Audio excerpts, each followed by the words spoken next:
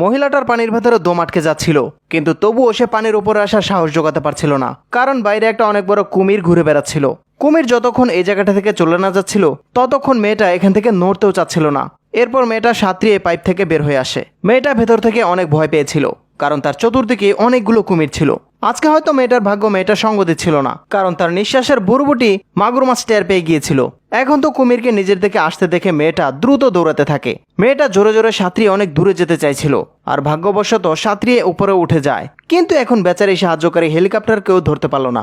এরপর মেয়েটা দ্রুত তার ঘরের কাজ ভেঙে ফেলে আর তাড়াতাড়ি ভেতরে ঢুকে যায়, কারণ তার বাবাও ঘরের ভেতরে পানিতে ডুবে মরে যাচ্ছিল। মেয়েটা তার কুকুরের সাহায্যে বুঝতে পেরে যায় যে তার বাবা কোথায় আছে, তাই মেয়েটা দ্রুত ফ্লোরটাকে ভাঙতে থাকে। ফাইনালি মেয়েটা এখানে ভেঙেই ফেলে আর তার বাবাকে টেনে ওপরে নিয়ে আসে। কিন্তু এই মুহূর্তে তার বাবা কোনো প্রতিক্রিয়া দেখাচ্ছিল না।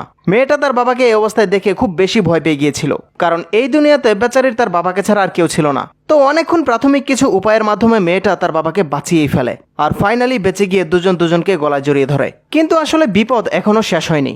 তাদেরকে পানি বাড়ার আগেই এখান থেকে বের হয়ে যেতে হবে। তবে তারা যখন ঘর থেকে বাইরে আসে তখন তাদের সামনের দৃশ্য আরো বেশি ভয়ঙ্কর ছিল, কারণ তাদের শহর এখন পুরোপুরি পানির নিচে ছিল।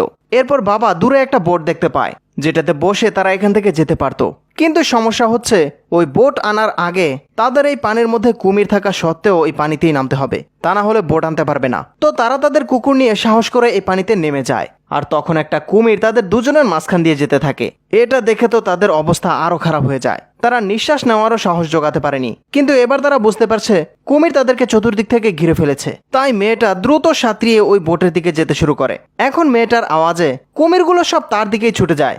এবার তো কুমির তাকে খেতেই যাচ্ছিল, কিন্তু তখনই মেয়েটা বোটে উঠে যায়।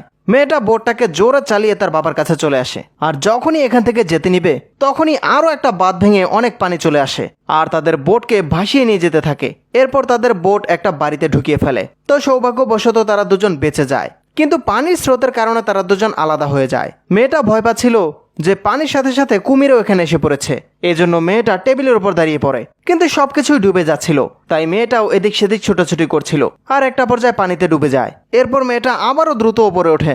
এদিকে মেয়েটার বাবা তার মেয়েকে ডাকতে থাকে, কিন্তু তখনই একটা কুমির তাকে কামড়ে দেয়। কুমির তো এই লোকটার হাতটাকেই ভেঙে ফেলে। মেয়েটা যখন তার বাবাকে দেখে তখন তো জোরে চেঁচিয়ে ওঠে, আর তার চেঁচানোয় সব কুমির তার দিকে যেতে শুরু করে।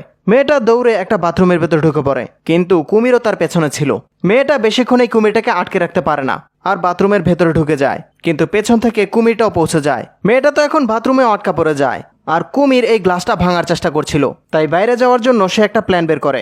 দরজাটা খুলে দিয়ে কুমিরটাকে ভেতরে ঢুকতে দিয়ে সে ওপর দিয়ে বাইরে বের হয়ে আসে। এরপর আবার দরজাটা লাগিয়ে দেয়। এরপর মেয়েটা তার বাবাকে নিয়ে ছাদের উপর আসে আর একটা সিঁড়ি বের করে উপরে উঠতে বলে। আর ফাইনালি তারা একটা হেলিকপ্টারকে দেখে তাদের ইশারা দিয়ে দেয়, আর এভাবেই ফাইনালি তারা দুজন বেঁচে যায়।